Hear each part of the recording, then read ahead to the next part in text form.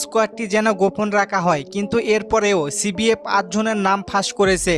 Carlo Ancelotti রিয়ালের হয়ে আর মাত্র একটি ম্যাচ কোচিং করাবেন, এরপরে ব্রাজিলে এসে চূড়ান্ত স্কোয়াড ঘোষণা করবেন তিনি। কোচিং কেরিয়ারের সবচেয়ে সফল কোচ কার্লো আনচেলত্তি। নিজের কেরিয়ার পরিপূর্ণ করতে, বিশ্বকাপ জিততে ব্রাজিলে আসছেন কার্লো আনচেলত্তি। চলতি মাসের 26 তারিখ থেকে ব্রাজিলের আনুষ্ঠানিকভাবে দায়িত্ব গ্রহণ করবেন তিনি। আনুষ্ঠানিকভাবে কার্লো আনচেলত্তি দায়িত্ব গ্রহণ করার পরে প্রথম কাজ হবে ব্রাজিলকে বিশ্বকাপের জন্য কোয়ালিফাই করা।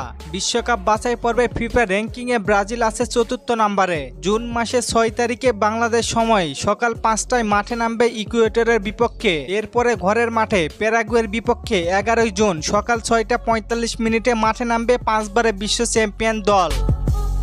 আনচেলত্তি রিয়াল মাদ্রিদে থাকলেও এখন থেকে দল গোছাতে শুরু করেছেন বলে জানা গিয়েছে বিভিন্ন গণমাধ্যম থেকে।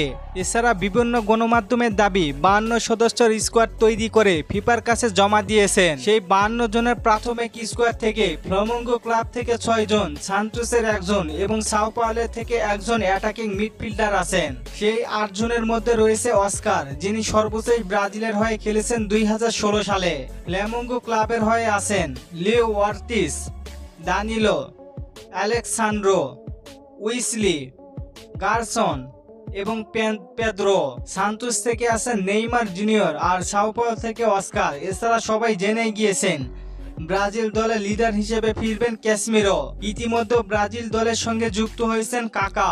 কার্লো আনচেলত্তি রাগান্বিতও হতে পারেন। কার্লো আনচেলত্তি বারবার বলেছিলেন তার স্কোয়াড যেন ফাঁস না হয়, তারপরও ফাঁস করেছে সিবিএফ। এখানে কার্লো আনচেলত্তির কোনো মূল্যায়নই থাকলো না।